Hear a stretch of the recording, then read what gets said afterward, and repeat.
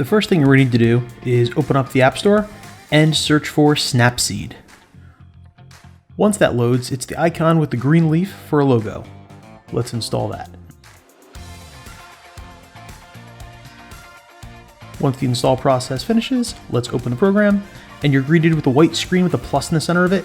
Tap anywhere on the screen, and that will load what pictures you have available to edit through Snapseed. You can open them from the device, take a picture right from here. I'm just going to choose the one that I took last, which is right on the left side of my camera roll. After your picture is imported, it gives you a series of filters you can use to automatically tweak it. They're all on the right side. You can scroll through and see what they do just by clicking on them. Every time you click on a filter, it applies it and gives you a preview of what it looks like. If you're happy with how it looks, click the checkbox. If not, click the X and that goes away. In this demonstration, we're not going to use any of the presets, we're going to use the editing tool. To get there, click on the pencil on the right side and that will load all of your available options. In here, you have tools to do very specific things as well as some advanced filters that you have total control over. Since my picture isn't properly formatted right now, I'm going to use the rotate tool to rotate it 90 degrees so it's squared up. Once in here, you can rotate it 90 degrees just by clicking on the rotate button in the bottom right. You also have the option to flip it horizontally by clicking on the flip button. Now that I have it properly rotated, I'm going to do a little bit of straightening just by clicking on the edge of it and dragging up and down, and that will allow me to straighten it just to get that perfect edge. Once you're happy with it, the check mark on the bottom right corner will save it, or the X on the left side will delete the changes you've made. Now that my picture is straight, I'm going to go back to the editing tool by clicking on the pencil, and then selecting Tune Image. This setting gives you a variety of options for how you want your image to look brightness contrast wise. It starts off with brightness, and you can control that by scrolling left and right with your finger right across the image. To access the other settings in here, scroll up from the center of the image and it will reveal a menu that shows you brightness, contrast, saturation, ambience, highlights, shadows, and warmth. My personal preference when editing a photo is starting with ambience. Ambience is the difference between highlights and shadows. It'll make your dark things brighter, your bright things darker if you drag it to the right, and the inverse if you drag it to the left. If you've ever used the HDR setting on your camera or a filter that does HDR, this is essentially what it does. It makes everything pop all at the same time. The button in the top right corner will allow you to toggle between before and after applying your settings. Up next, we're going to apply some contrast. By adding contrast, it really makes all the colors pop and stand out from one another. Following contrast, I'm going to head over to saturation. Saturation is how rich the colors are in the photo.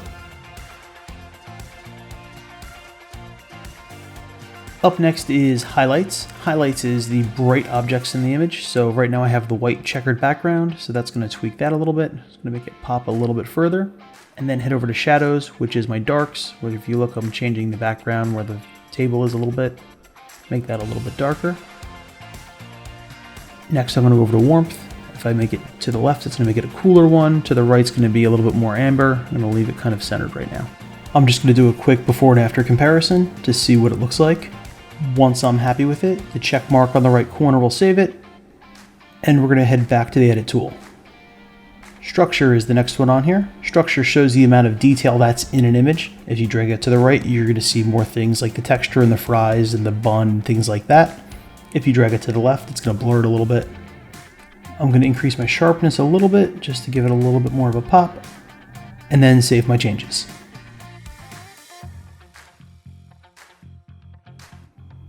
Up next, we're going to head over to curves. Curves gives you some presets on the bottom that you can change with hard contrast, brighten, darken, things like that. I'm going to use the actual line on the right side. The high side is my brights, the low side is my darks, and midtones are in the middle. All you have to do is click anywhere on the line and drag your finger up and down. It's going to show you making things darker, brighter, and it gives you an overall better control of how your image is going to look. So here's my comparison, and I'm going to tweak it a little bit more until I get it exactly how I want. Now, as I'm showing you guys these techniques, I'm doing it for my style. I like oversaturated colors, I like my contrast really sharp, so your style may be different, and that's okay. I want you to edit your images so they look the best to you. Up next, I'm going to head over to crop, and we're going to take a little bit of the edges out of this because I want the left and right sides to be even. You can choose freehand. I'm going to choose original to keep it the same and just crop it up a little bit.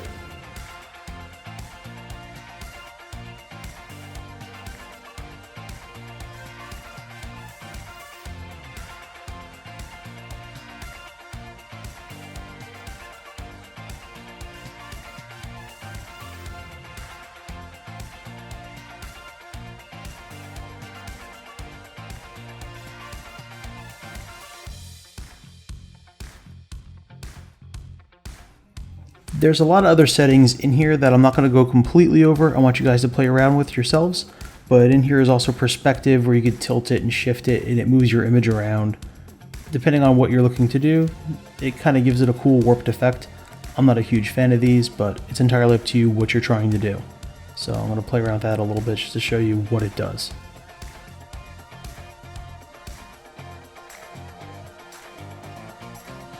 Here's a little bit of freehand. And I'm going to back out and just cancel all that.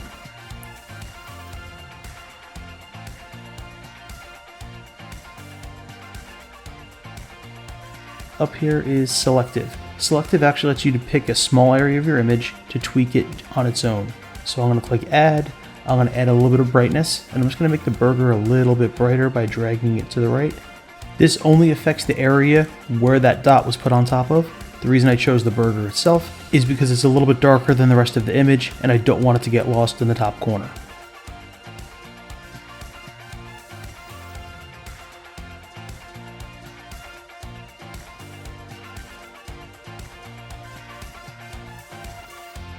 Now that that's saved, I'm going to head over to the healing tool. The healing tool allows you to correct mistakes in the picture, blemishes on people's faces, objects that you just don't want to see. I'm going to zoom in by just pinching and dragging my picture a little bit so I have a little bit more control. You can see in the top right corner I have the soda can. I don't want to see that in there, so I'm just going to highlight that, and then it automatically clears it by mirroring what's left on the left and right sides of it. Did a little undo, and I'm going to redo it, and that's kind of how that works. I'm going to try this object on the right side here, and that really didn't do a whole lot for me, so I'm not liking that one, so I'm going to leave that. Yeah, let's try a little bit more. Got rid of some of it, but still not spectacular. I'll hide that by making the edges a little bit darker later on. Your brush tool allows you to paint certain areas of your image. It can make it brighter, darker. You can go and change your color temperature in certain areas of it. You can go and make your saturation darker or completely disappear. If you want to make part of your image black and white while the other part's in color, all that can be done through your brush tool. I'm going to take mine and make my dodge and burn a little bit darker and just kind of paint the edges of the picture with my finger here. And it's just going to make it a little bit darker just so that way you don't see the edges that I couldn't fix before.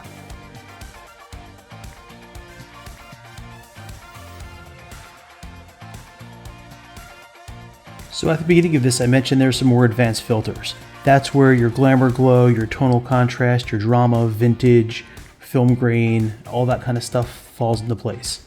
All you have to do is click on one of those and it's a filter. You can increase or decrease your strength just by dragging your finger left and right. There's a couple of options in every one of them. Feel free to play around with that as well.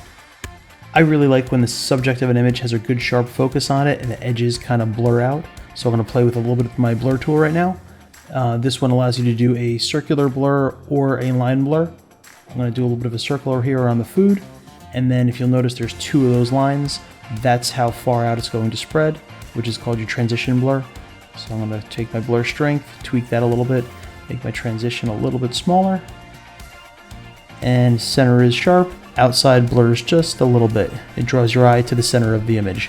This tool also allows you to do a vignette, which is a darkening of the outside of the image.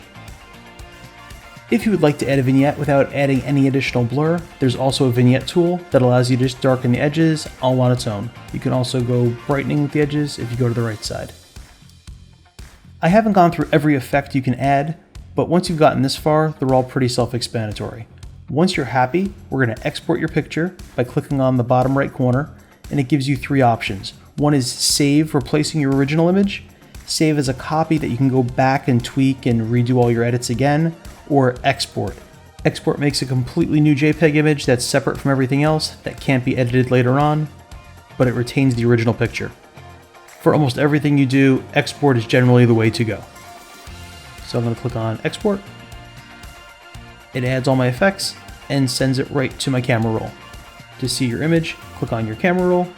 It will show you the image that has just been edited, along with the one next to it that's your original. So we started off there and ended over here.